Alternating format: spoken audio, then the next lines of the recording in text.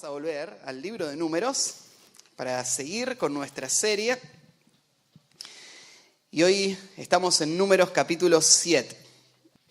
De la última vez que estuvimos compartiendo, estuvimos viendo el final del capítulo 6, en lo que llamamos la bendición sacerdotal, que fue una sección muy cortita, pero muy rica. Son unas palabras de profecía y de afirmación. Cuando Dios las dio al pueblo de Israel, Dios las dio para que Israel se pudiera afirmar en esas promesas y enfrentar el desierto sabiendo de que Dios iba a terminar lo que empezó. Y bueno, hoy vamos a retomar ahí la historia y solo para ubicarnos, estamos con el pueblo de Israel en el monte Sinaí todavía. Ellos habían salido de Egipto hacía ya un poquito más de un año y no tardaron tanto en llegar al monte, fue bastante rápido el viaje hasta ahí, pero una vez que llegaron se quedaron mucho tiempo en el monte porque Dios les dio la tarea de hacer un tabernáculo y eso llevó mucho tiempo. Y estuvieron muchos meses trabajando, preparando todas las cortinas, los elementos, y después de todo ese tiempo al final se completó y se inauguró el tabernáculo exactamente un año después de haber salido de Egipto. Y el libro de Levítico es todo un libro que explica cómo debían ser las tareas adentro del tabernáculo, casi como un paréntesis. Y el libro de Números retoma la historia. Ahí Israel sigue al pie del monte Sinaí, están a punto de salir, cada vez nos acercamos más al día de la salida, pero todavía Dios está hablando con Moisés y con el pueblo, dándole instrucciones antes de la salida hacia la tierra. Porque esto va a ser un momento crítico en la historia de Israel. Israel tiene ahora, delante de ellos como nación, tienen un gran desafío. Ellos tienen que llegar hasta la tierra y entrar y tomarla y conquistarla. Y Dios les preparó como un ejército. Ellos tienen que creer y tienen que por la fe obedecer a Dios en algo que parece imposible para ellos, pero Dios va a hacerlo y Dios les va a dar toda esa tierra. Y Dios les está preparando ahora para que ellos puedan saber de que tienen todo lo necesario para ese viaje. Dios les está preparando para que puedan cumplir con esa misión, les organiza como pueblo, les da a cada uno sus tareas, los organiza como ejército también, así que el pueblo está prácticamente preparado para esta misión. Faltan solamente 3 capítulos para llegar al momento en que el pueblo va a salir y a partir de ahí vamos a avanzar más en lo que sería la narrativa histórica. Hasta ahora estamos todavía escuchando normas, leyes de Dios, estamos escuchando la enseñanza de Dios a esta nación, pero nos quedan 3 capítulos y después vamos a acompañar a Israel en su salida yendo hacia allá. El tema que hoy vamos a tratar, este capítulo es un capítulo muy, muy interesante, es el segundo capítulo más largo de toda la Biblia. No sé si prestaron atención, tiene 89 versículos. Así que vamos a leerlos todos. No vamos a leerlos hoy. Vamos a hacer algo que no solemos hacer, solo voy a tocar algunos versículos. Perdón, suficiente como para que entendamos todo lo que va a tratar el capítulo, pero bueno, el más largo de toda la Biblia está en Salmos, es el Salmo 119, y este sería el segundo más largo de toda la Biblia. Y el tema que va a tratar es un tanto llamativo, porque nos va a contar algo que pasó en realidad en el momento en que el tabernáculo iba a ser dedicado. Ahora tenemos un problemita acá, porque cuando empecé en los capítulos anteriores, yo expliqué, cuando empezamos a mirar las fechas, que después que se había completado el tabernáculo y se había inaugurado el tabernáculo, un mes después Dios le dio las instrucciones que empezamos a leer en el capítulo 1 de Números. Este censo que se hizo sucedió un mes después de la inauguración. Pero el capítulo 7 comienza diciendo: aconteció que cuando Moisés hubo acabado de levantar el tabernáculo y lo hubo ungido y santificado, o sea, de repente parece que volvimos atrás en el tiempo. Y esto es importante notar porque hay algo que tenés que entender del libro de Números. El libro nos va a contar cómo fue todo el viaje hacia la tierra prometida. ¿Se acuerdan que el libro de Números en realidad en el hebreo se llama En el desierto? Nos va a contar todo lo que sucedió ahí en el desierto. Pero el libro no está escrito de forma cronológica. Hay varios momentos en el transcurso del libro que vamos a encontrarnos con retrocesos. Vuelve atrás la historia, salta adelante la historia, porque el libro está organizado de forma temática, está organizado por temas. Este libro lo escribió Moisés, ¿se acuerdan que ya hablamos de ese contexto? Moisés ya es un anciano, él está al pie ahí al punto de llegar a la tierra prometida, y él sabe que va a morir, él no puede entrar a la tierra, y él le escribe estos libros a Israel para que Israel vuelva a hacer el compromiso de no volver atrás. Que ellos olviden para siempre Egipto y ellos entren, conquisten la tierra, que ellos aprendan de los malos ejemplos de la nación en el desierto. Así que Moisés está escribiendo eso. Pero cuando lo escribe, él no lo escribe de forma cronológica. Él no te está contando lo que pasó primero y después, sino que él quiere dejar una imagen en la mente del pueblo y para eso va a hablar de diferentes temas. Entonces, en la realidad, lo que está pasando ahora es que estamos volviendo atrás el tiempo. Ahora en el capítulo 7, lo que se cuenta en el capítulo 7 en realidad sucedió antes de lo que se cuenta en el capítulo 1.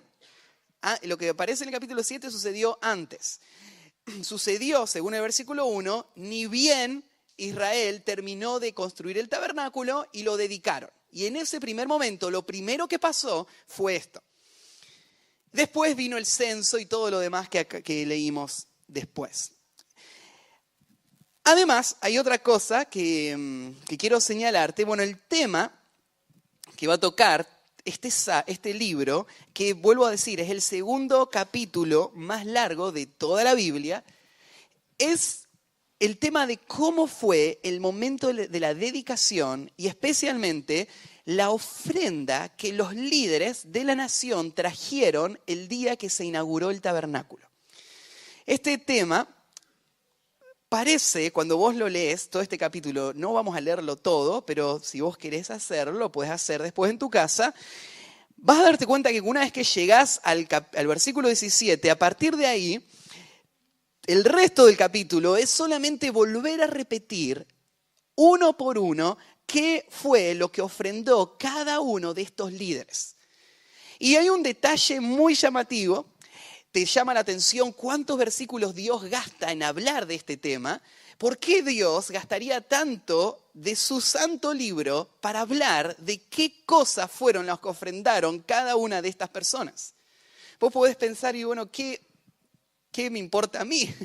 ¿De qué me sirve a mí esa información? Bueno, tal vez vos sentís que a vos no te sirve mucho esa información, pero por lo menos Dios quiere que sepas que a Él sí le importa esta información.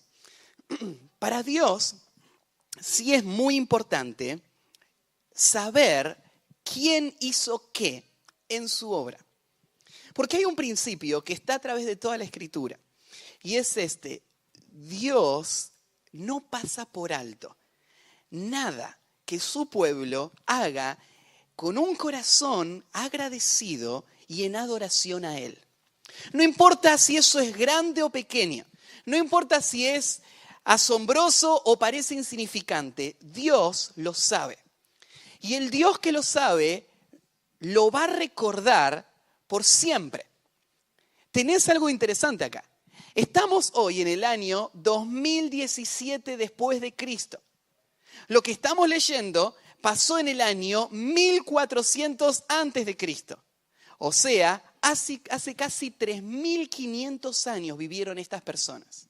Y hoy nosotros vivimos en otro mundo, en otro lugar, en otra época, pero estamos leyendo y vamos a leer los nombres de las personas que dieron una ofrenda a Dios. ¿No es interesante esto? Cómo Dios decide tomar estos nombres y grabarlos en la historia y resaltarlos. Y Él decide de estos nombres hacerlos públicos y decir, yo quiero que todos sepan que a mí sí me importa lo que ellos hicieron, que yo sí lo sé, que yo lo recuerdo y es más, que yo nunca lo voy a olvidar. Ni la historia nunca los va a olvidar a estos hombres.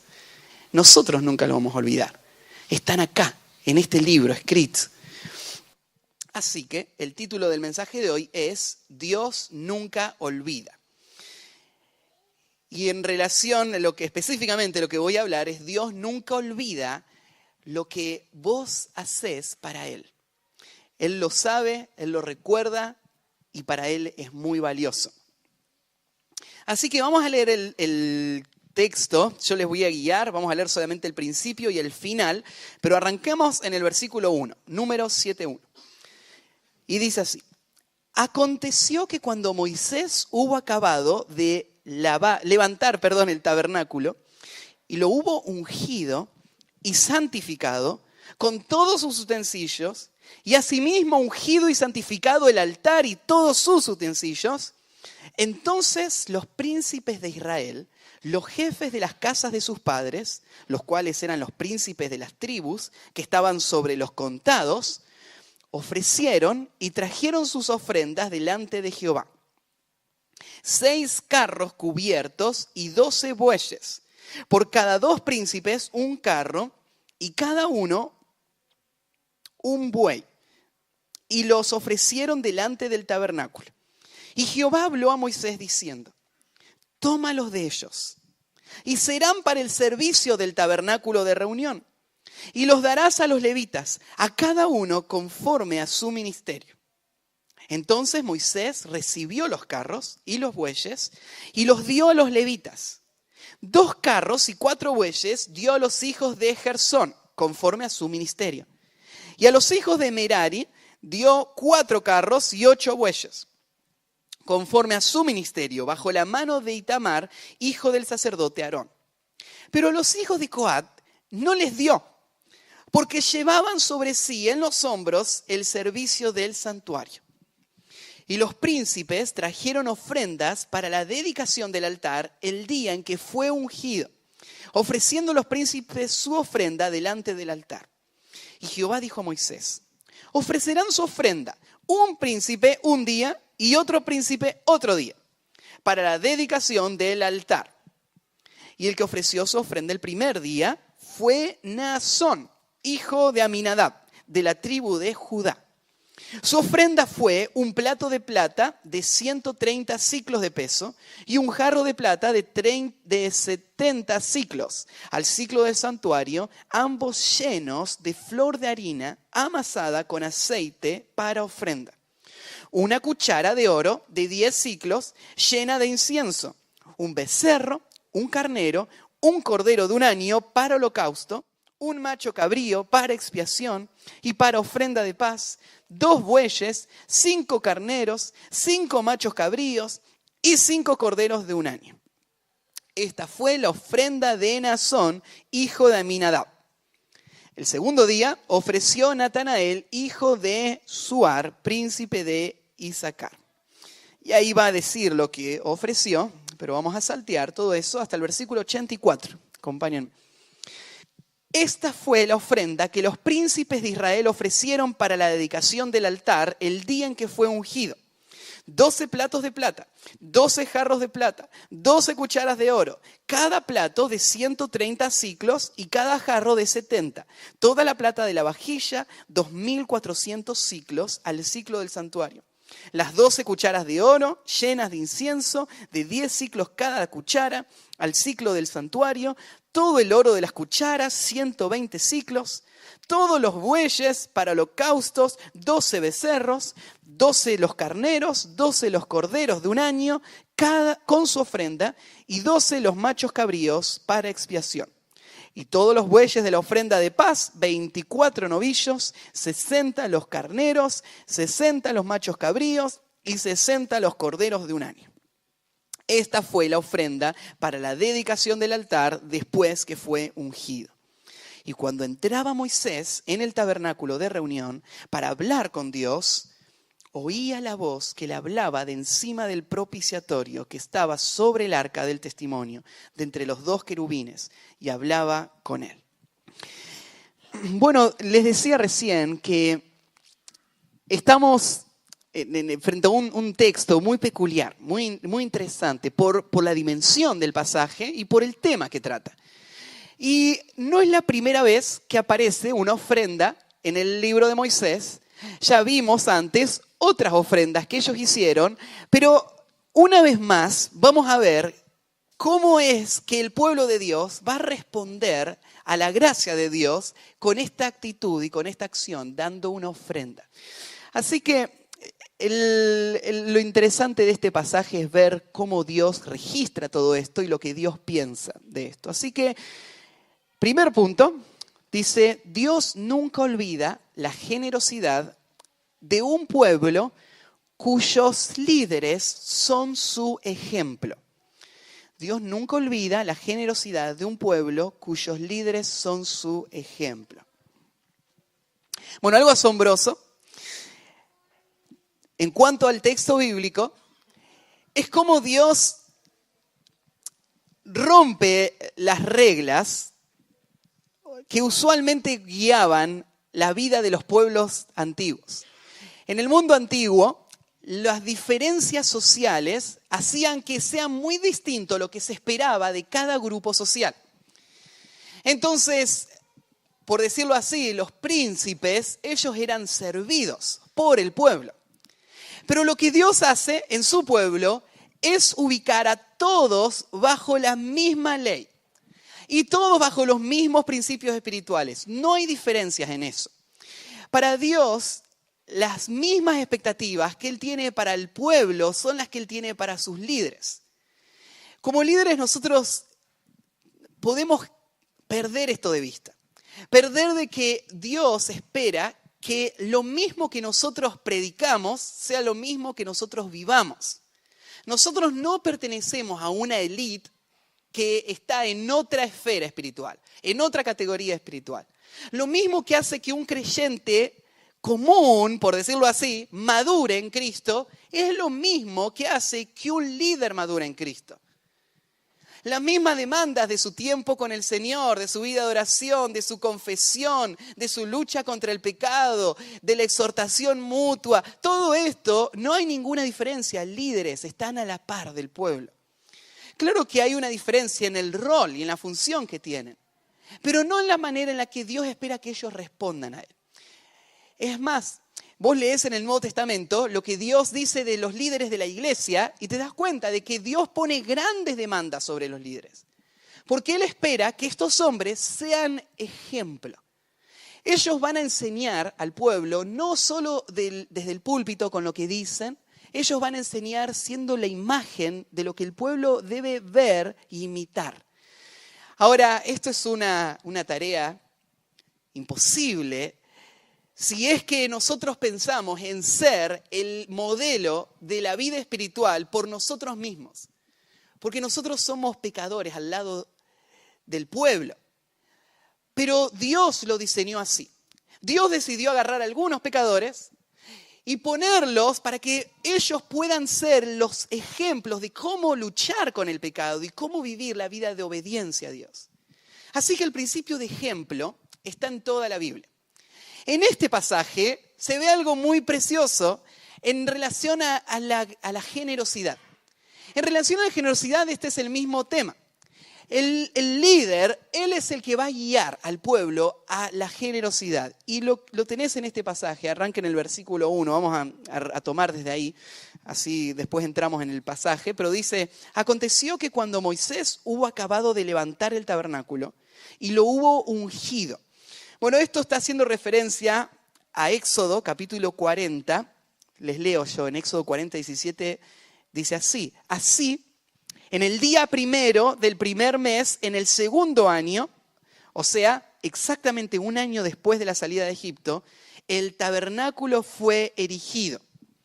Moisés hizo levantar el tabernáculo y asentó sus basas y colocó sus tablas y puso sus barras e hizo alzar sus columnas. Levantó la tienda sobre el tabernáculo y puso la sobrecubierta encima del mismo como Jehová había mandado a Moisés. Eso lo vimos en Éxodo 40, o sea, hace un año y medio ya predicamos esa predicación. Vos entonces lo que tenés que ahora es ubicarte de nuevo en ese lugar. Moisés termina todo el proceso de construcción y ahora se levanta el tabernáculo. Y dice en el versículo que lo que hizo Moisés fue ungirlo y santificarlo. Ahí en Éxodo 30, 26, Dios le había dicho a Moisés que esto es lo que él debía hacer y esto es lo que él hizo. Él preparó ese ungüento especial de aceites y lo echó sobre el tabernáculo, mostrando de que esto iba a ser algo consagrado a Dios. Esto que está frente al pueblo es una tienda, se ve como las demás tiendas, solamente que tiene dimensiones específicas, tiene colores específicos, tiene todas las tareas, las cosas específicas, pero es una carpa, es una tienda en medio del desierto. Sin embargo, tiene que quedar muy claro en la mente del pueblo que esto no es cualquier tienda. Esto es de Dios, le pertenece a Él. Esto va a ser usado para la adoración a este Dios. Este va a ser el lugar donde la gloria de Dios va a reposar.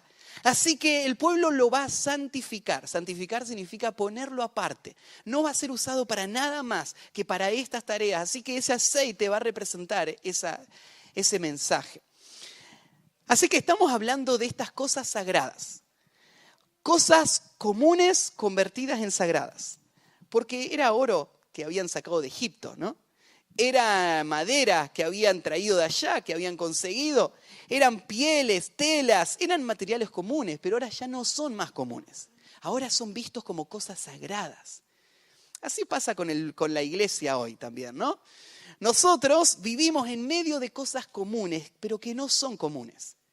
Nosotros, por ejemplo, agarramos una guitarra y nosotros rasgamos esa guitarra, hacemos música igual como lo hace una persona allá afuera. Es más, tal vez hay gente, muchos allá afuera, que lo hacen mejor que nosotros acá adentro.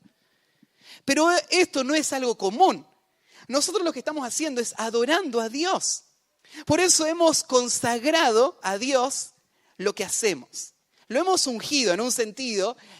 Nuestra vida está rodeada de todas estas cosas sagradas. Cada cosa es una oportunidad de servicio a Dios. Así que nosotros, en un sentido, podemos identificarnos con el pueblo de Dios.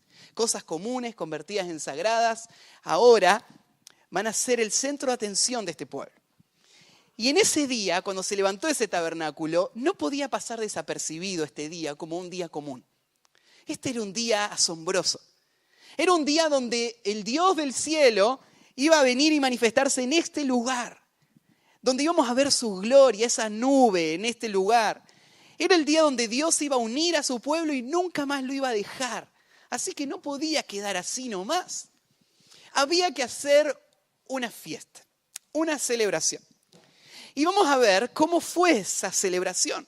Esa celebración estuvo llena de gozo, estuvo llena de generosidad, de gratitud, de estos bienes que fueron entregados en adoración a Dios. Y fue liderado todo esto por los guías, los líderes, los jefes del pueblo de Israel. Eso es lo que nos dice ahora el versículo 2.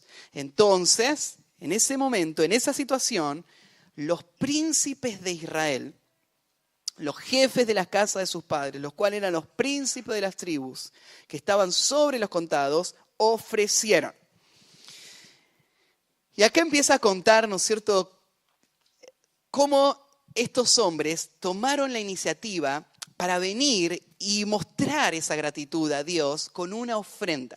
Esto es algo que ha sido una norma que ha estado en toda la historia del pueblo de Israel. Esta fue la primera vez, pero vamos a verlo en otros textos. Por ejemplo, dejen un dedito ahí y acompáñenme a Primera de Crónicas capítulo 29. Al final de todo el libro de Crónicas. Primera de Crónicas, capítulo 29. Y ahora estamos acá, han pasado muchos años, el rey David tuvo en su corazón construir una casa para Dios. Él, después de muchos años, el mismo tabernáculo que fue construido ahí en el desierto, esas mismas telas, esos mismos elementos, siguen estando ahí en Israel y se siguen usando para la adoración. Fue algo increíble cómo Israel pudo hacer esto. Porque desde el tabernáculo, de la formación del tabernáculo, hasta esta historia de David, pasaron casi 500 años. 500 años.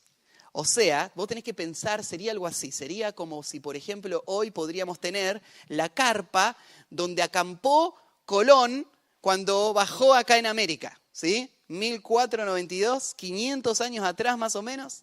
Algo así. O sea, 500 años es mucho tiempo. Y esa carpa seguía estando. Fue algo asombroso, la calidad con la que se hizo todo lo que se hizo. No fue nada improvisado, no fue hecho a la ligera, fue algo hecho que duró 500 años. Después de 500 años, el rey David dice, ¿cómo puede ser que mi palacio sea mucho más lujoso y mucho más estable, atractivo que la carpa donde está el arca de Dios? Así que David decide poder construir un templo. Dios le dice que él no lo va a hacer, que lo va a hacer su hijo Salomón. Y acá está David a punto de pasarle el reino a Salomón. Y cuando le pasa el reino, le va a encargar la tarea de hacer la casa para Dios. Y quiero señalarte esto, porque acá tenés un líder, está el jefe, está el rey de Israel, que él, si quiere construir la casa, perfectamente él podría hacer un impuesto más. ¿No es así como los reyes o los presidentes recaudan dinero? ¿Se imaginan ustedes, por ejemplo, a Macri que diga, bueno, como necesitamos construir casas en Puerta de Hierro para la gente humilde, yo voy a vender mi empresa para dar el dinero para que se construyan las casas? ¿Por qué no? Los reyes no hacen eso, ¿no? Si los reyes tienen proyectos, ellos recaudan explotando a la gente, sacándole un poquito más. Levantamos los impuestos, le cobramos más de acá, le cobramos más de allá y de ahí voy a sacarle el dinero que necesito. Pero algo increíble pasaba con el pueblo de Dios. Acá tenés los líderes que ellos no piensan así. Ellos no están pensando en cómo la ley de Dios se aplica al pueblo, o sea, ellos están pensando en ellos mismos bajo la ley. Entonces, acá David dice así, después dijo el rey David, versículo 1, a toda la asamblea, solamente a Salomón mi hijo ha elegido Dios. Él es joven y tierno de edad y la obra grande, porque la casa no es para hombres, sino para Jehová Dios. Salomón va a hacerle la casa a Dios. Entonces, esto no es una obra de hombres, es una obra demasiado grande para él. Y mira lo que dice el versículo 2. Yo, con todas mis fuerzas, he preparado para la casa de mi Dios. Y aquí empieza la lista de qué es lo que él ha preparado. Oro para las cosas de oro, plata para las cosas de plata, bronce. Versículo 3. Además de esto, por cuanto tengo mi afecto en la casa de mi Dios, yo guardo en mi tesoro particular oro y plata que, además de todas las cosas que he preparado para la casa del santuario, he dado para la casa de Dios. Lo que David está diciendo es, del fondo público, mi buena administración produjo todo este excedente, todo esto que se guardó, ahora está listo para que se use en el templo. Y además de eso, en mi tesoro personal, y acá él va a hablar de cómo él fue el que dio este paso primero. Y él va a hablar, yo voy a dar estos recursos, y ahí nombra todos los recursos. Versículo 6. Entonces, ¿cómo se construyó el primer templo de Israel? Primero, David, su buena administración. Segundo, David y su generosidad. Tercero, versículo 6, entonces los jefes de familia y los príncipes de las tribus de Israel, jefes de millares, de centenas, con los administradores de la hacienda del rey, ofrecieron voluntariamente. Fíjate que la generosidad en el pueblo de Dios sucede desde arriba hacia abajo. No sucede desde el pueblo. Los líderes son los primeros que muestran su gozo y su deseo de hacer algo por la obra de Dios. Y por eso es que David dice en el versículo 3, por cuanto tengo mi afecto en la casa de mi Dios, yo guardé en mi tesoro particular. No es algo que él tiene que hacer, es algo que él desea hacer. Y lo desea hacer porque eso es lo que él ama. Él ama la obra de Dios. Y él piensa en qué mejor podría invertir mi legado, todos los ahorros que él ha hecho durante toda su vida, que en esa obra de Dios. Así que este líder hace esto. Lo mismo pasó, fíjense, en Esdras, capítulo 2. Vayan un poquito más adelante. Bueno, el templo que construyó Salomón, por el juicio de Dios, fue destruido siglos más adelante. Y ahora va a haber un segundo templo construido. ¿Y cómo se construyó ese segundo templo? Mira el versículo 68 y 69. Esdras 2, 68. Y algunos de los jefes de casas paternas, cuando vinieron a la casa de Jehová, que estaba en Jerusalén, hicieron ofrenda voluntaria para la casa de Jehová, para reedificarla en su sitio. Según sus fuerzas, dieron al tesoro de la obra 61,000 dracmas de oro, 5,000 libras de plata y 100 túnicas sacerdotales. Algo interesante de ahí. Antes hablábamos de los líderes de la nación. Bueno, quiero aplicarlo de esta manera. En la iglesia, los que servimos al Señor, no estamos en otra categoría espiritual. Nosotros vivimos la misma realidad espiritual que todos.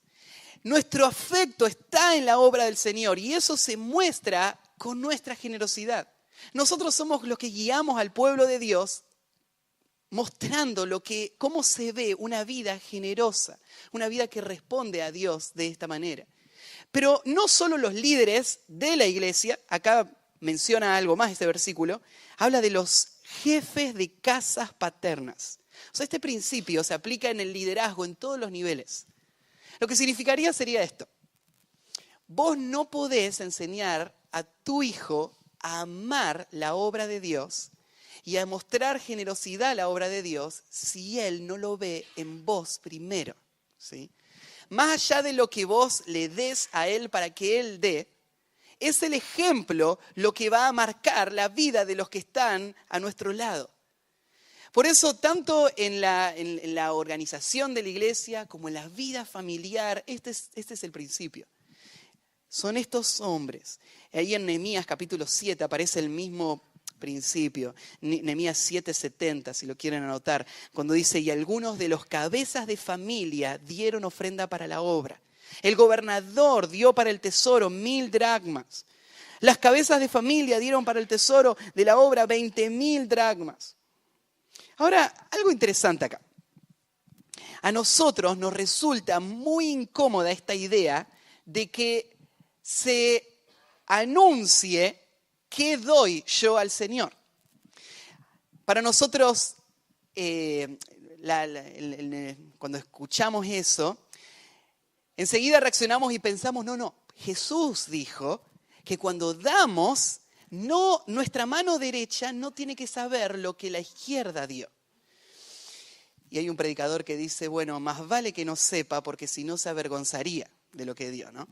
Pero nosotros pensamos, no, la ofrenda es algo secreto. Ahora, si eso sería una regla, ¿qué está haciendo Dios acá?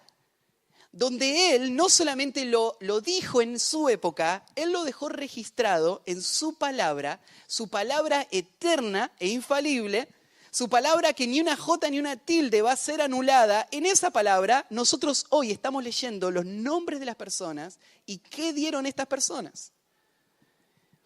Entonces vos decís, la semana que viene vemos en la cartelera, adelante, nombres de todos en la iglesia y vamos a anotar ahí qué dieron.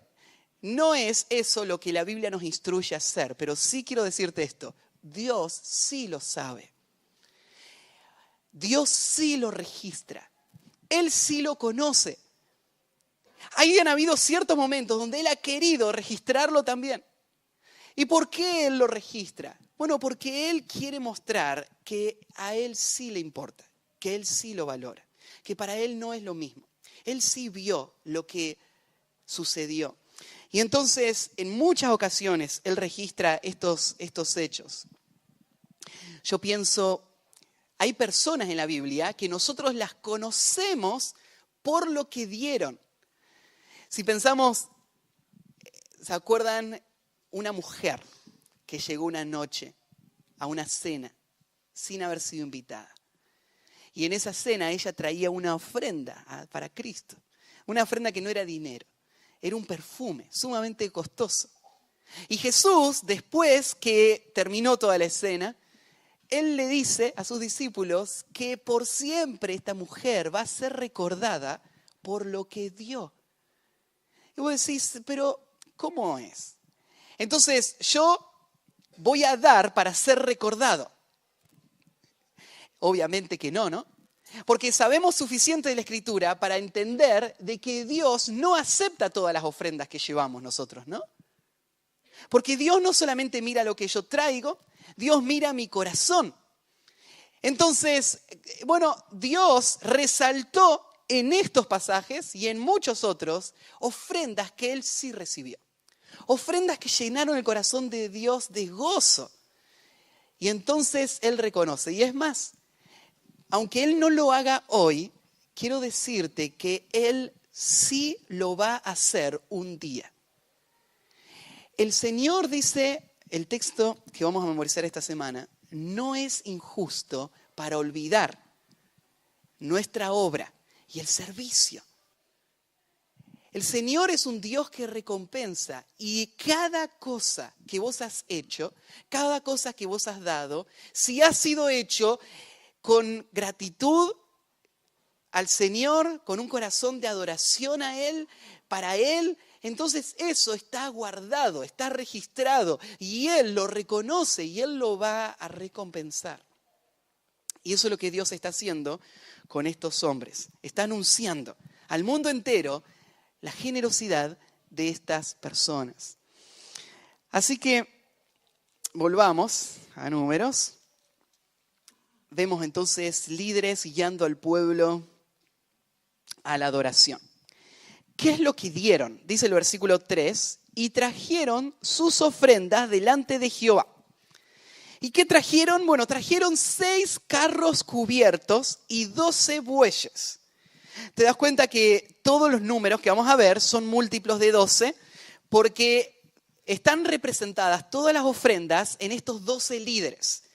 Y estos 12 líderes, en realidad, no es que ellos solamente dieron todo esto, podemos imaginar ellos representando al pueblo. Sin embargo, acá menciona específicamente, hay 2 cosas que dieron, carros y bueyes. ¿Por qué dieron carros y bueyes? ¿Por qué no dieron otras cosas? Bueno, el carro y el buey, no sé qué está pasando ahí arriba, están festejando también los niños, felices. Bueno, los carros iban a tener un uso específico. ¿Se acuerdan?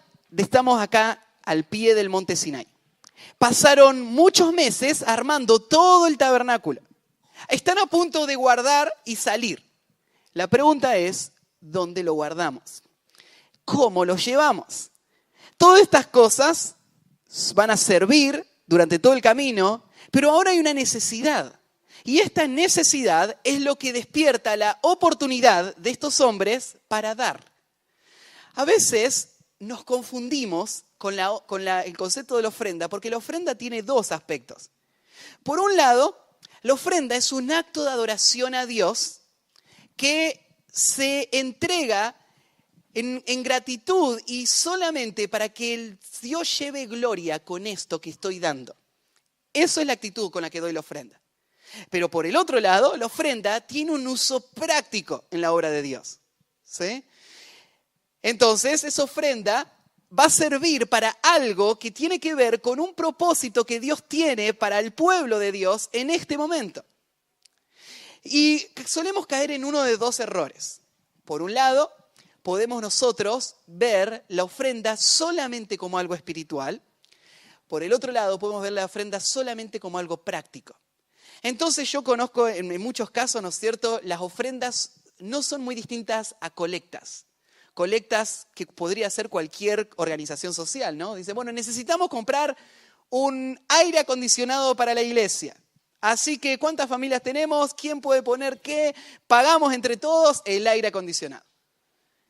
Hicimos una colecta, ¿sí?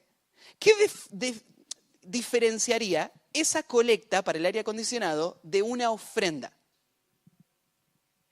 ¿Cómo haría esa colecta hacerla una ofrenda genuina? Porque la ofrenda tiene un sentido práctico, ¿no? Porque con las ofrendas que ustedes dan para adorar a Dios y en gratitud a Dios, se hacen cosas prácticas. Se alquila el salón, se ayudan, ¿no es cierto?, a los ministerios, a las tareas que se hacen en los barrios, en los lugares, se ayuda con viáticos, se ayudan a muchas cosas que hace que la obra suceda. Bueno, lo que hace una ofrenda genuina son estos dos factores combinados, ¿sí? Hay algo que yo doy con un sentido de adoración que es usado para un fin práctico. Y esto es lo que está pasando acá. Este pueblo necesita carros, necesita bueyes, y esto es lo que los líderes van a ofrendar. Van a ofrendar algo sumamente práctico. Bueno, y dice, y lo ofrecieron delante del tabernáculo. ¿Por qué delante del tabernáculo? Ahí estaba la presencia de Dios. Ya había sido inaugurado, estaba ahí la presencia de Dios, así que ellos vienen y lo traen a él. No se lo dan a Moisés, no lo reparten entre los que ellos piensan que tengan necesidad, ellos vienen y lo ofrecen a Dios. Bueno, primer punto entonces, Dios nunca olvida la generosidad de un pueblo cuyos líderes son su ejemplo. Segundo, Dios nunca olvida la generosidad de un pueblo cuyas ofrendas suplen las necesidades de su obra. Dios nunca olvida la generosidad de un pueblo cuyas ofrendas suplen las necesidades de su obra.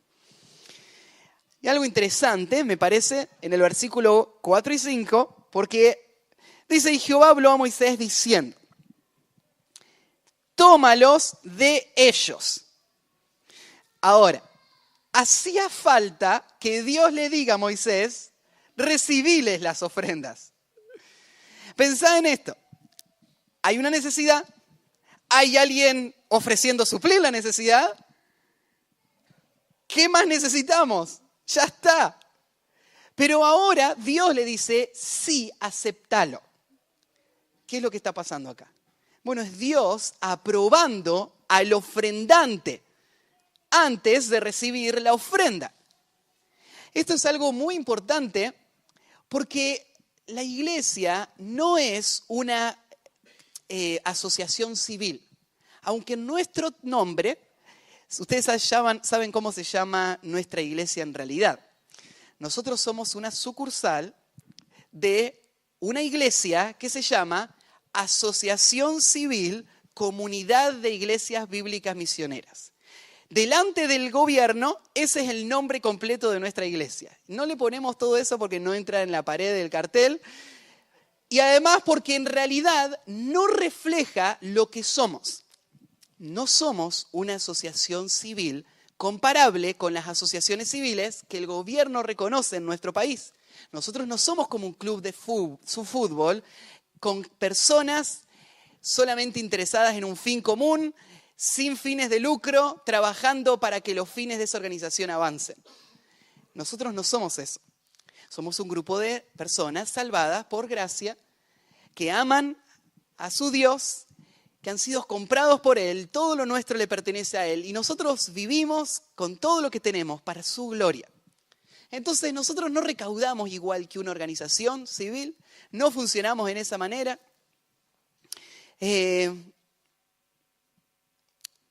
Entonces acá tenés a Dios aprobando la ofrenda.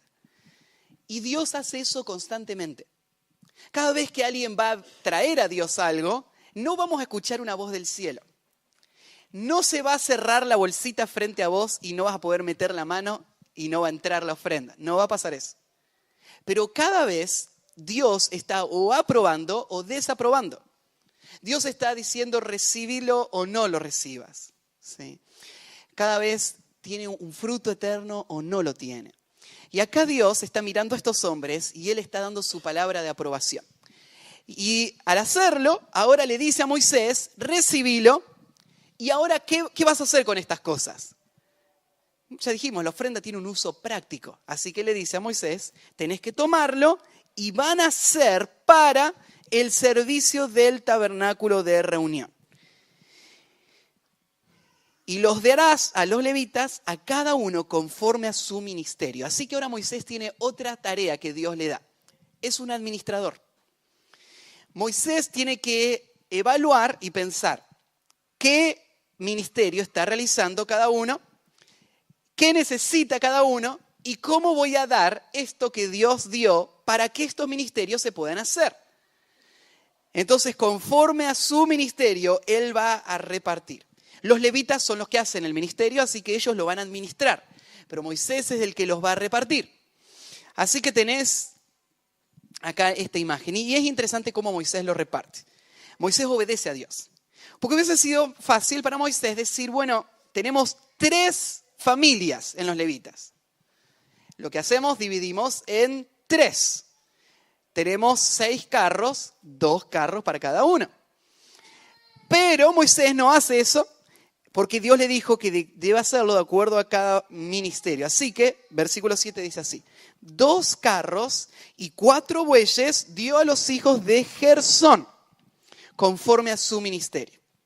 Y a los hijos de Merari dio 4 carros y 8 bueyes. ¿Qué está pasando acá? Porque hay uno que recibe 2 y uno que recibe 4. Y bueno, si volvemos atrás en la historia, uno es el que tiene la tarea de llevar todos los elementos blandos, cortinas y telas. Otros, los elementos sólidos. No es lo mismo cargar uno y otro, no es el mismo peso, no son las mismas dimensiones, así que no es la misma la necesidad.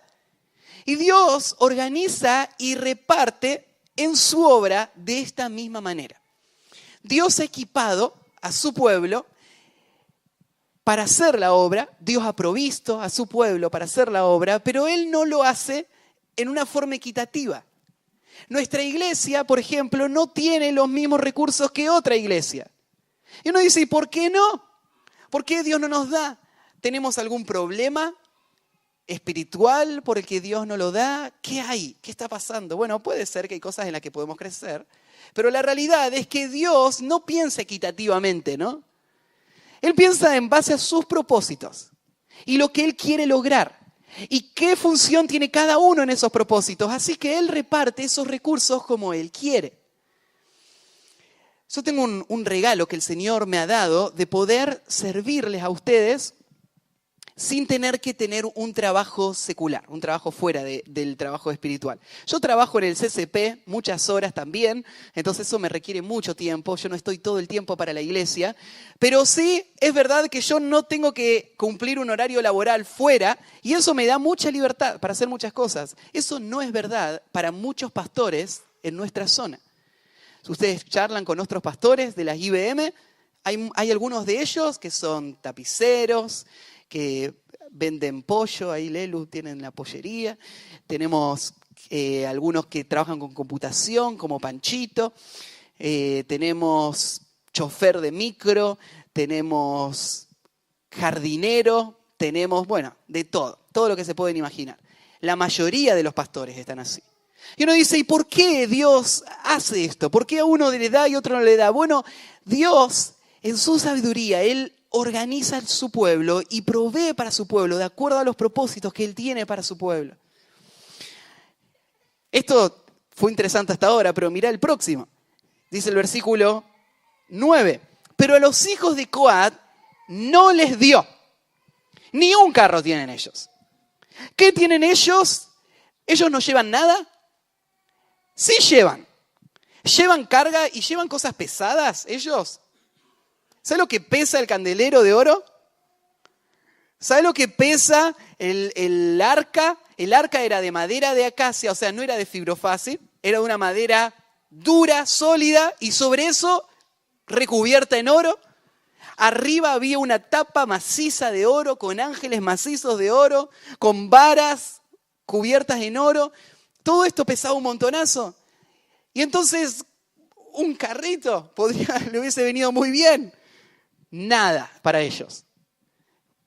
¿Y por qué? Bueno, lo que Dios está haciendo con ellos no es menospreciando su tarea al no darle el carro.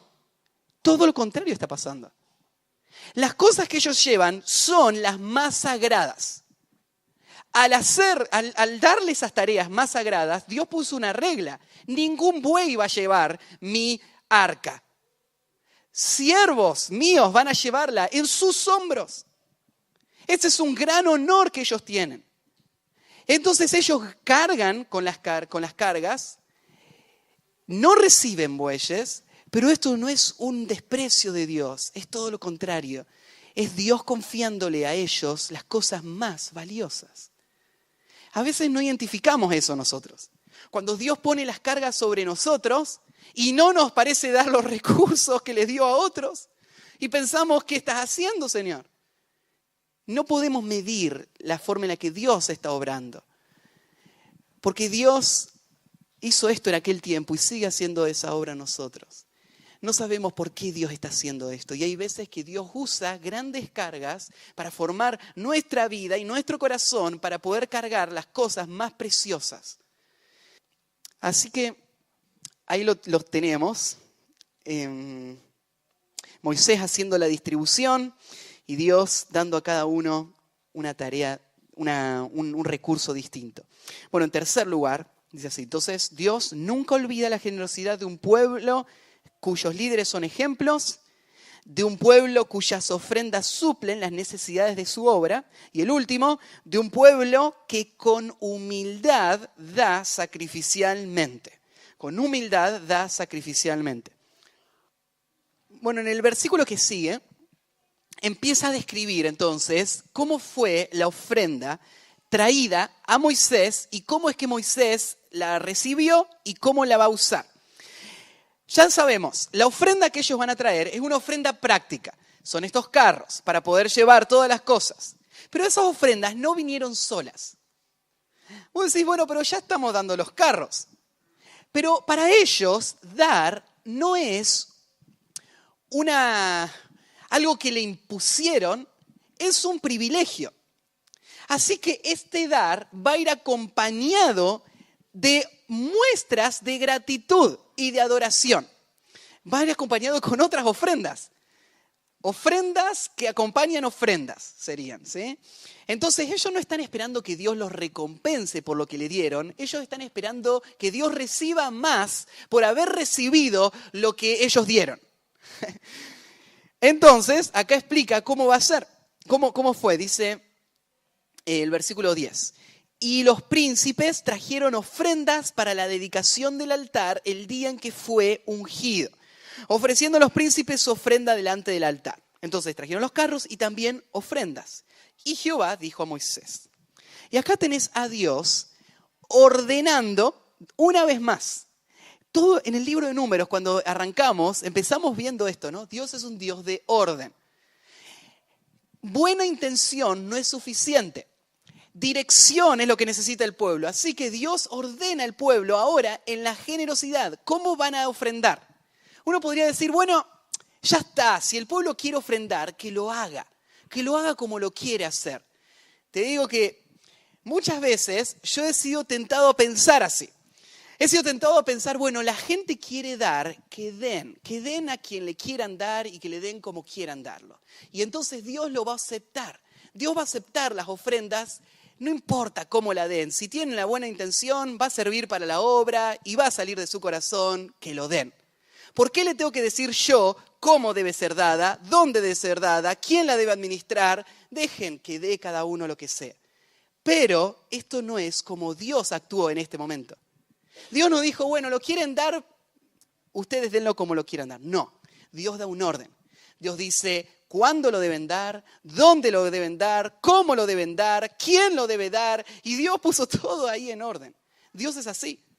En el Nuevo Testamento dice ahí en 1 Corintios capítulo 14, Dios no es Dios de confusión, sino de paz. Dios no es Dios de confusión. Dios no es un Dios de desorden. Cuando hay desorden, eso no es de Dios. ¿Sí? Cuando hay orden, eso sí viene de Dios. Entonces, Dios ordena acá el dar. ¿Y cómo va a ser el dar? Jehová dijo a Moisés, ofrecerán su ofrenda un príncipe un día y otro príncipe otro día para la dedicación del altar. Ahí está. ¿Quién? ¿Qué? ¿Cuándo? ¿Dónde? ¿Para qué? Todo dado por Dios, ¿sí? Entonces, si lo quieren dar, así lo deben hacer. Y el que ofreció su ofrenda el primer día, y acá empieza, todo el resto del capítulo describe esto. Uno por uno, los 12 que ofrecieron. Arranca el primero diciendo que el primero que va a dar fue Naasón, hijo de Aminadab, de la tribu de Judá. Esto no fue casualidad. ¿Por qué Dios ordenó que el primero que lo traiga sea este hombre? Bueno, la tribu de Judá es la tribu que fue elegida por Dios para que sea la tribu que lidere al pueblo de Israel. ¿Se acuerdan cuando Jacob le dio la profecía a sus hijos? Estaban todos los hijos de Jacob, estaba Judá ahí frente a él. Ahí Jacob le habló a Judá de que el cetro nunca se apartaría de Judá. O sea, de ahí iban a salir los reyes de Israel. Judá va a ser la cabeza. Y de ahí va a venir el Mesías, que va a ser el Rey eterno. Entonces Judá tiene esta prerrogativa, él va a ser este hombre. Así que cuando empieza el proceso, una vez más, ¿por dónde empieza? Por el líder. Judá es la tribu más grande, es la tribu donde está el liderazgo, y entonces arranca él. Y algo interesante, ¿a quién nombra acá? Nombra a Naasón. Sé que no es uno de los personajes más famosos de la Biblia, pero aparece en Mateo capítulo 1, versículo 4. En Mateo 1:4, en el capítulo 1 de Mateo, lo que tenemos es la genealogía de Jesús. Se nos cuenta cómo fue toda la historia ancestral de Jesús para poder justificar que Jesús es verdaderamente el rey de Israel. Y por esa línea, cuando va avanzando, adivinen a quién menciona. A este hombre Naasón. Así que este hombre es el líder de la tribu de Judá, es el primero en emprender este acto de generosidad a Dios, y él va a traer esta ofrenda. ¿Y qué ofrece? Su ofrenda fue, ¿te parece gracioso que Dios quiera poner todo esto acá? O sea, una cuchara, un plato, un tazón, te va diciendo las cosas, y vos decís, pero mira, de acá en adelante estamos en el versículo 12, podríamos saltar hasta el versículo 84 y se podría haber resumido todo eso con unas simples oraciones. ¿Para qué gastarse en dar tantos detalles? Vuelvo al mismo punto de antes. Para Dios no es una gran masa. Él ve cada acto, cada cosa, cada detalle. Es como ese Jesús que está sentado en el templo mirando cómo la gente viene y echa sus tesoros o sus ofrendas delante de todos. Y de repente Jesús está observando y observa a una viuda pobre que trae 2 blancas. Estas 2 blancas no iban a pagar el proyecto de construcción del templo, ¿no? No iban a servir para mucho estas 2 blanquitas. Pero Dios, Jesús está ahí y Él las ve. Y Él las exalta, las reconoce, las muestra. Esto es valioso para mí. Y así es Dios. Dios ve los detalles y Él los exalta. Él dice, esto es valioso para mí. Así que no menospreciemos las cosas pequeñas. Acá hay una lista de detalles. ¿Qué hace Dios? Bueno, ¿qué ofrendaron? Bueno, y acá empieza, ¿no es cierto? Y ofrecieron algo más que me llama la atención. Los elementos que ofrecen son elementos funcionales. Estas son cosas que se van a usar adentro del tabernáculo. No son cosas que la van a guardar y dejar en un depósito. Son cosas que se van a usar en la vida cotidiana del templo, del tabernáculo. ¿Vos te imaginás entrar un día y verlo al sacerdote que pone en uno de esos cántaros, ¿no es cierto?, las brasas, que él va a poner arriba incienso y va a entrar adentro del tabernáculo y eso va a entrar hasta la presencia de Dios y de ahí va a salir el aroma que va a entrar hasta el lugar santísimo. Y vos decís, eso yo se lo di. Estas cosas que ellos dieron eran cosas funcionales, que iban a estar ahí adentro siendo usadas para estos fines espirituales. Algo más para señalar. Si se dan cuenta, cada una de las cosas que traen son objetos, pero que están llenos. Mira, dice, ambos, dice al final del versículo 13, o sea, el plato y el jarro, ambos llenos de flor de harina amasada con aceites para ofrenda. O sea, ¿por qué no dar solo el plato? Ya es un plato de plata, es un cucharón, una cuchara de oro. Es que, si se dan cuenta, lo que están haciendo, están mostrando gratitud y adoración. Así que no dan nada vacío. Todo va a estar lleno. ¿Y de qué está lleno? Está lleno de lo que va a ser ofrecido como ofrenda. Entonces lo que hacía el sacerdote cuando agarraba este jarro, el jarro lo vaciaba, quemaba la ofrenda en el altar y ese aroma subía para Dios y el jarro lo usaba. Entonces, ahí tenemos los dos sentidos de la ofrenda una vez más. La ofrenda es un acto de adoración a Dios y es a la vez lo que Dios guió para proveer para las funciones de su pueblo en el tabernáculo, en el templo y en nuestra iglesia. Pero nada está vacío, nada es solamente funcional. Todo está cargado de adoración a Dios. Todos estos elementos, fíjense, todo está lleno de cosas adentro. Después dice, la cuchara. Y después de dar todos estos elementos, 3 cosas más menciona. Ven al versículo 15. Ahora va a traer animales. Muchos animales. Si vos contás, al final la sumatoria da 240 animales en total van a traer. ¿Por qué se traían estos animales? Bueno, lo dice. El becerro, el carnero y el cordero eran para holocausto. Después, macho cabrío para expiación. Y los bueyes, los carneros, los machos cabríos para ofrenda de paz. Volvemos a Levítico, ¿sí? Volvemos a Levítico capítulo 1, del 1 al 5, donde Dios les instruyó de estas ofrendas. ¿Y se acuerdan qué representa todo esto? El holocausto, la expiación, la ofrenda de paz, todo eso representa la obra de redención. Representa la obra de Cristo. Entonces, lo que están haciendo es, ellos traen la ofrenda, pero a la medida que traen la ofrenda, ellos no sienten superioridad al traerla, no se sienten, ahora sí Dios está en deuda conmigo, porque yo le di esto a Dios. Ellos vienen con una actitud humilde de corazón diciendo, yo soy un pecador perdido y traigo mi holocausto, mi expiación y mi ofrenda de paz porque solamente así es que esta ofrenda es acepta. Ahí está la humildad de la que yo hablo en este punto, la humildad del ofrendante.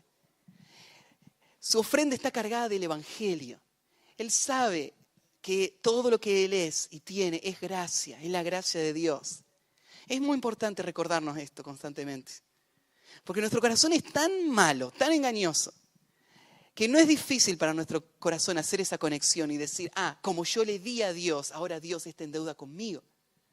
Hay algún mérito en esto, porque yo estoy trayéndole algo a Él. Pero el que ha entendido el evangelio no puede recibir ningún mérito. Es más, cuando un día estemos en la gloria, y el Señor le dé las coronas a todos los victoriosos. Los victoriosos, ¿se acuerdan lo que hacen con esas coronas? Las echan a los pies del Señor. Esto no es mío. Esto lo hizo Dios en mí. Yo debería estar en el infierno en este momento. Ahora estoy en la gloria. Y si yo hice algo para Él, es porque Él lo hizo en mí. Él produjo el querer como el hacer por su buena voluntad. No hay nada que agradecerme. Esto es para mi Señor. Y esas coronas las van tirando a los pies. Esta es la actitud que ellos vieron, ¿no? Este evangelio que está impregnando todo. Bueno, termina y dice el versículo 18. El segundo día, entonces viene ahora segundo líder, Natanael, hijo de Suar, príncipe de Isaacar. Ahora sigue todos los líderes, no de forma aleatoria, o sea, no de forma desordenada, sino que siguiendo un orden específico. Como si fuesen las manitos del reloj, arrancando desde el sur, no, desde el este sería, ¿se acuerdan que al este iba Judá liderando, avanzando hacia allá? Empezando desde ahí, ahora lo que hace es ir hacia la derecha y dar toda la vuelta, pasando por todas las tribus, por todos los líderes, uno cada día trayendo esta ofrenda, por 12 días. Y vuelvo a decir, bueno, ¿por qué Dios diría todo de nuevo?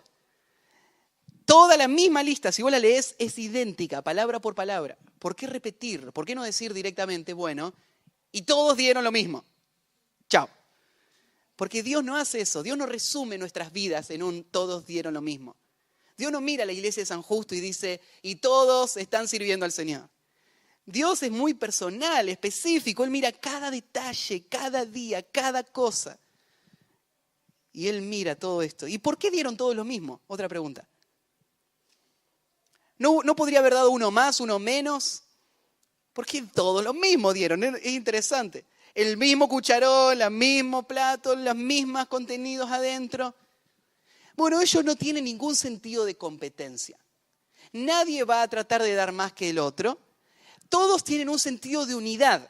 Todo lo que se requiere y se necesita lo dan entre todos. Y todos dan lo mismo. ¿Sí?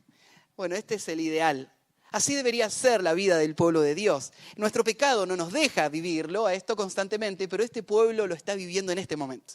Ellos están dando, todos están dando lo mismo y todos están participando de forma unánime de todo esto que trae gloria y adoración al Señor.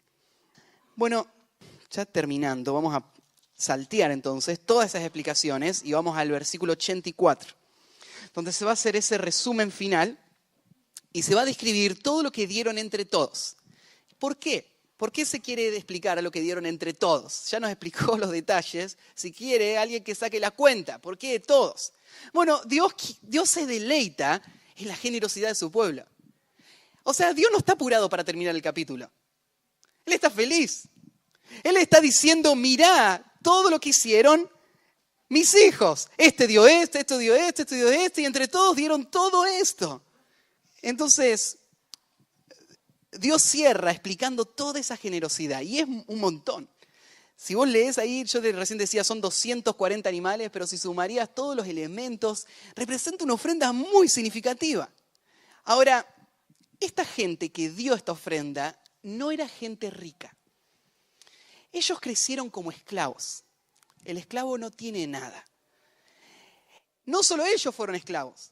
Sus padres fueron esclavos, sus abuelos fueron esclavos, sus bisabuelos, tatarabuelos, de generaciones vienen siendo esclavos. Nunca tienen nada. Y ahora, de repente, ellos tienen un montón. ¿Cómo tienen lo que tienen ellos? Ellos lo trajeron de Egipto. ¿Se acuerdan que el último día la gente, ellos le iban a pedir prestado y la gente les daba porque Dios puso favor? La gente no, ¿te imaginás? Se va mañana y te viene a pedir prestado. Decís, vos sos un esclavo, ¿qué me venís a decir? Pero un milagro sucedió. Dios puso el favor y la gente le dio. Y agarraron todas esas cosas y dice que despojaron a Egipto. Y vos decís, bueno, dieron porque tienen mucho. Sí, pero esto no es una regla normal, ¿no? Porque ¿cuánto sería mucho? Imagínate vos. Imagínate que de repente un pariente inesperado aparece que te deja una herencia hoy de $1.000.000. ¿Cuántos estarían felices de recibir $1.000.000 hoy? Bueno, no se ven muy felices porque no me creen que va a pasar, pero suponete, pasó. Y vos decís, tengo $1.000.000, toda esta plata, nunca tuve tanto. Ahora, automáticamente, ese $1.000.000 ya lo invertiste en 10 cosas. Entonces vos decís, bueno, pero yo necesito una casa, no tengo dónde vivir. Con este $1.000.000 voy a hacer mi casa. ¿Cuánto es $1.000.000? Son $70.000. Sí, con $70.000 capaz que me compro un terreno, me construyo una casa. Estamos, amén. Ahora, de repente, pensá en estas personas. Ellos recibieron ese $1.000.000 de la noche a la mañana. Ahora, ellos lo que hicieron fue darlo. aún habiéndolo recibido, no es tan fácil sacar la cuenta y decir, bueno, ellos dieron de lo que tenían. Claro, ellos dieron de lo que tenían, pero ellos también podrían haber actuado como nosotros actuaríamos, ¿no? No, ¿qué le voy a dar si con este millón de pesos me quiero hacer mi casa? Y ellos no tenían casa tampoco. Ellos estaban en el desierto. Capaz que hubiesen pensado, bueno, pero si yo estoy yendo a la tierra prometida, cuando lleguemos allá vamos a necesitar también estas cosas. No sabemos cómo va a ser la cosa allá. Pero cuando vos ves toda esta generosidad, vos no tenés que menospreciarlo. Pensando, bueno, ellos porque recién lo recibieron de Egipto y ahora le están dando solo lo que tienen ahí. Sí, fue así, pero hubo una actitud del corazón que le llevó a esto. Y otra pregunta que vos te haces, ¿por qué Dios le daría todas estas cosas y ahora se las pediría? ¿No era más fácil que cuando salían de Egipto, ya directamente Moisés hubiese agarrado y acarreado un montón de tesoros que iban a servir para el tabernáculo? ¿Por qué dárselos y ellos lo tienen ahora, lo acarrean durante todo el desierto y ahora se lo tienen que dar? Dios se los dio solo para que se los lleven un tiempito, pero no iba a ser para ellos todos esos tesoros. Bueno, es que así obra Dios. Dios se goza en mostrar su bendición y dar al pueblo el gozo de ser parte de su obra por medio del dar generoso con aquello que Él le ha dado.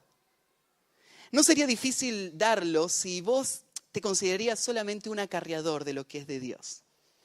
Que saliste de la esclavitud no teniendo nada, con todo lo que Dios te dio, y ahora Dios te lo da para que eso lo puedas usar para su gloria. Entonces, dice ahí el versículo 84, resume todo esto y termina en el versículo 89 con algo que parece fuera de lugar. Porque hasta ahora todo tuvo que ver con la ofrenda de los líderes que fueron el ejemplo de todo el pueblo, de la generosidad. Y llega el versículo 89 y dice, y cuando entraba Moisés en el tabernáculo de reunión para hablar con Dios, oía la voz que le hablaba de encima del propiciatorio que estaba sobre el arca del testimonio. ¿Qué es lo que pasa acá? ¿Por qué este versículo? Este versículo está conectado al pasaje y está puesto acá para que vos lo conectes en tu mente y que veas este versículo como una continuación.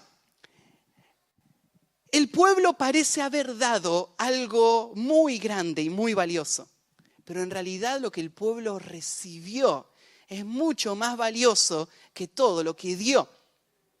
El pasaje está construido para que vos te vayas asombrando. Y cuando te asombres de lo que dio uno, otro y de lo que dieron todos, ahora te asombres de lo que Dios hizo para este pueblo. ¿Y qué hizo Dios con este pueblo? Él le hablaba a Moisés. Este hablaba a Moisés incluye muchas cosas.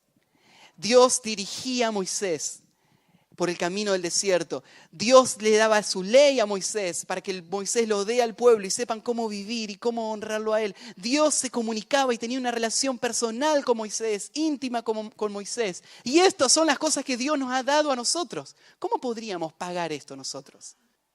O sea, si vos querés tener un turno con un especialista, pagás una entrevista con él, ¿no? Pero ¿cómo podrías pagar que el Dios del universo tenga intimidad con vos? Te conozca, te ame, te guíe, te enseñe. Eso no se puede pagar, ¿no? Entonces este pasaje no tiene que ver con pagar, pero tiene que ver con la generosidad de un pueblo que nunca puede sentir que le está dando mucho a Dios, porque lo que él está recibiendo de Dios es mucho más de lo que él podría dar a Dios. ¿Y qué está recibiendo de Dios? Bueno, esta intimidad. De entre los querubines y hablaba con él. Y solo una mención más de este último pasaje. Mirá, ¿te diste cuenta de cómo lo expresa Moisés? Dice, cuando entraba Moisés en el tabernáculo de reunión para hablar con Dios, ¿a qué entraba Moisés? Entraba a hablar. Él oía la voz que le hablaba a él. Y decime si no es esta la dinámica de cómo es la oración de un hombre que entra a tener comunión con Dios. En el secreto de tu corazón, en silencio, vos estás ahí para hablar con Dios. Y empezás a volcar tu corazón, pero en el medio de eso ya no estás hablando vos con Dios. Están conversando. Y de repente ahora es Dios hablándote a vos. Y vos sintiendo convicción. A la medida que vos vas hablando la verdad de Dios, volcando tu corazón, Dios va convenciendo tu corazón. Y esto es lo que pasaba en ese tabernáculo secreto donde estaba Moisés con Dios, escuchando la voz. Y esto fue el tesoro y el regalo más grande para el pueblo de Israel. Así que el versículo para memorizar creo que resume todo lo que explica este capítulo, que está en Hebreos 6:10, donde dice, porque Dios no es injusto para olvidar vuestra obra y el trabajo de amor que habéis mostrado hacia su nombre, habiendo servido a los santos y sirviéndoles aún. El hombre puede olvidar, el hombre puede pasar por alto, Dios no olvida. Dios nunca olvida. Cada detalle Él lo ve, lo sabe y Él lo recompensa. Oramos, terminamos. Padre, gracias por esta mañana, gracias por tu palabra, gracias por este capítulo que tú quisiste que llegue hasta nuestras manos y pueda enseñarnos algo más de tu carácter, de un Dios frente al cual no tenemos nada que dar, pero un Dios que nos invita a venir y a mostrar la gratitud de nuestro corazón con estas formas prácticas. Gracias, Señor, por los ejemplos que nos has dado a través de la historia, de personas que lo han vivido. Ayúdanos a ser ejemplos a los que están a nuestro alrededor, a los que tenemos posiciones de liderazgo. Danos tu gracia para ser esos ejemplos a los papás de cada hogar, a los que te sirven en diferentes áreas. Señor, obra en nuestras vidas de acuerdo a tu gracia y en tu poder. En el nombre de Cristo Jesús. Amén.